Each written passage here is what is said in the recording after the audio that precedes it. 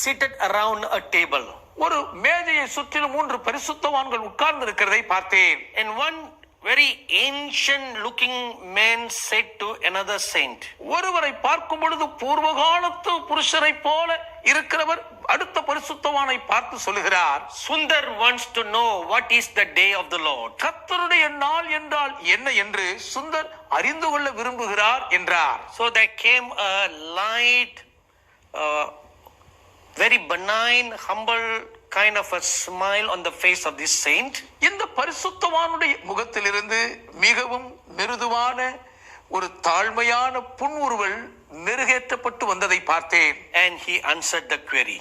அந்த கேள்விக்கு அவர் பதிலளித்தார். So I'm going to share with you everything that I heard in the conversation. அவர்களுடைய சம்பாஷணையில் நான் கேட்ட எல்லாவற்றையும் இப்பொழுது உங்களோடு பகிர்ந்து கொள்ள போகிறேன். I'm not adding any word, nor subtracting any word. ஒரு வார்த்தையை நான் கூட்டி பேச போவதும் இல்லை, ஒரு வார்த்தையை நான் கழிக்க போவதும் இல்லை.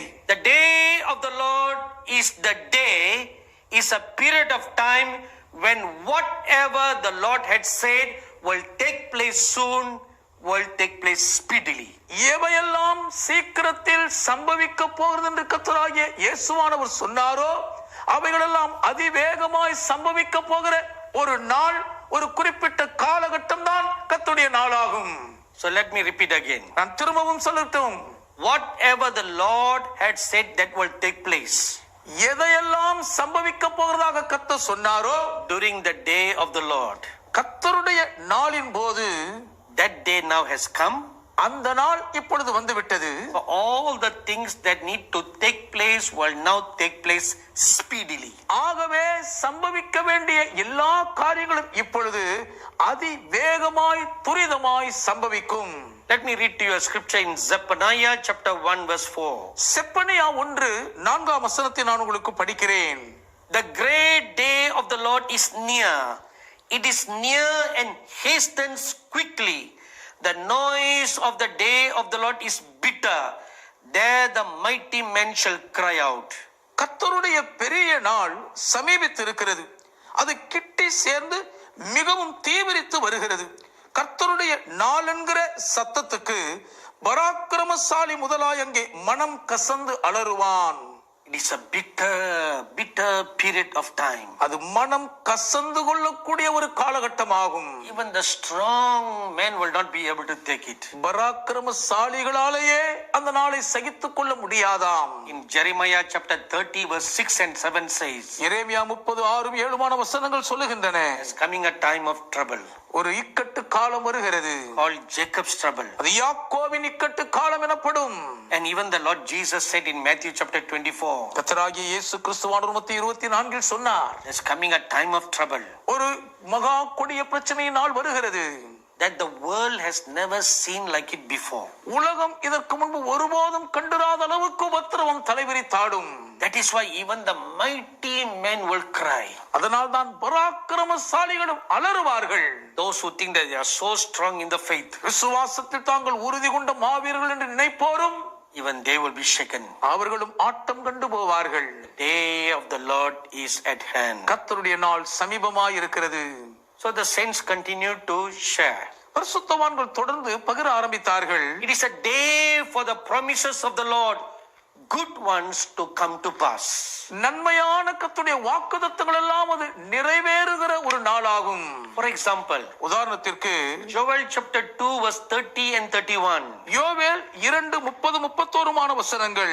Acts chapter 2 verse 20 and 21. அப்போஸ்தலர் 2:20-21 வசனங்கள். These two scriptures says, இரண்டு வசன பகுதிகளும் சொல்லுகின்றன, when the day of the Lord comes, கர்த்தருடைய நாள் வரும்போது all who call on the name of the Lord shall be saved. கர்த்தருடைய நாமத்தை நோக்கி கூப்பிடுகிற எல்லாரும் ரட்சிக்கப்படுவார்கள். So this is about the great harvest that will come in. இதுதான் வரப்போகிற மகத்தான ஆத்தும அறுவடையை பற்றியதாகும். I'm sure you have been hearing about revival that people are praying all over the world. உலகம் முழுவதும் எழுப்புதலுக்காக மக்கள் ஜெபித்துக் கொண்டிருக்கிறபடியால் எழுப்புதல் என்ற வார்த்தையை நீங்கள் நிச்சயம் கேட்டிருப்பீர்கள். That is what it is. அதுதாங்க இது. The day of the Lord. கர்த்தருடைய நாள். Good things will come. நன்மையான வாக்கியங்கள் வரும். It is the promise of the Lord. அது கர்த்தருடைய வாக்குத்தத்தமாகும். That all who calls upon the name of the Lord shall be saved. கர்த்தருடைய நாமத்தை தொழுது கொள்ளுகிற எல்லாரும் ரட்சிக்கப்படுவார்கள். That day is now at hand. beginning in this year. அந்த நாள் இப்பொழுது சமீபித்து வந்து இந்த வருஷத்திலிருந்து ஆரம்பிக்கிறது. It is also a day when the declarations, the decrees of the Lord, the judgments of God will begin to come to pass. கர்த்தருடைய பிரகடனங்களும் கர்த்தருடைய ஆணைகளும் கர்த்தருடைய நியாய தீர்ப்புகளும் நிறைவேறுகிற நாளும் கூட கர்த்தருடைய நாள்தான். For example, உதாரணத்திற்கு Joel chapter 1 verse 15. யோவேல் 1:15. It says there will be destructions on the day of the Lord. கர்த்தருடைய நாளிலே அழிவு உண்டாகும் என்று அவர் சொல்லுகிறார்.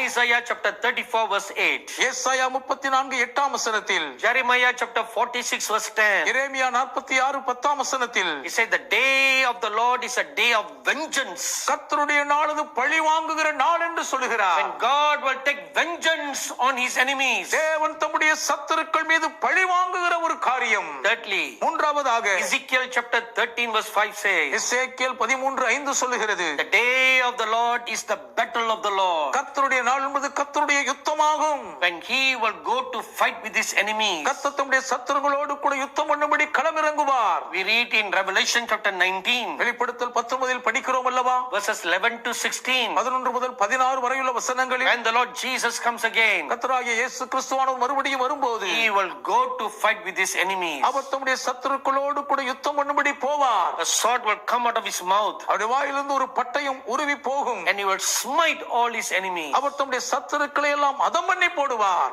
And Joel chapter 2 verse 11. யோவேல் 2:11, Malachi chapter 4 verse 5. Malchijah 4:5. It says the day of the Lord is a terrible day. கர்த்தருடைய நாள் பயங்கரமான நாள் என்று வாசிக்கிறோம். Period of time will be a terrible period of time. அந்த குறிப்பிட்ட காலகட்டம் என்பது பயங்கரமான காலமாய் இருக்கும். So dear people of God, ஆகவே அருமையான தேவ ஜனங்களே, saints of God, தேவனுடைய பரிசுத்தவான்களே, we need to be very careful. நாம் மிகவும் ஜாக்கிரதையாக இருந்தாக வேண்டும். Need to carefully hear what the Lord is speaking. கர்த்தர் என்ன பேசுகிறார் என்பதை மிகவும் கருத்தோடு கவனமாக செவி கொடுத்து கேட்க வேண்டும். And discern the seasons and the times around you. உங்களை சுற்றி இருக்கக்கூடிய காலங்களையும் சமயங்களையும் குறித்து தெளிவாக பகுத்தறிய வேண்டும். The scriptures say many times in the New Testament. புதிய ஏற்பாட்டில் பல முறை வேத வாக்கியங்கள் இப்படி சொல்லுகின்றன, Be sober.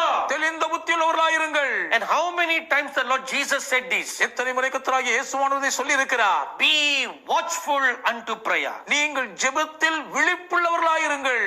I think the Lord Jesus used that phrase more than any other person in the New Testament. புதிய ஏற்பாட்டிலே வேறு எவரை பார்க்கிலும் அதிகமாக கர்த்தராகிய இயேசு கிறிஸ்துவானவர் இந்த பதத்தை அதிகமாய் பயன்படுத்தி இருக்கிறார் என்று நினைக்கிறேன். So this is a counsel the saints gave. பரிசுத்தவான்கள் கொடுத்த ஆலோசனை இதுவே ஆகும். We need to be very careful to listen நாம் செவி கொடுத்து கேட்பதற்கு மிகவும் கருத்தோடு கவனமாய் இருக்க வேண்டும். and discern what is happening. நடக்கக்கூடிய காரியங்களை நிதானித்தறிய வேண்டும்.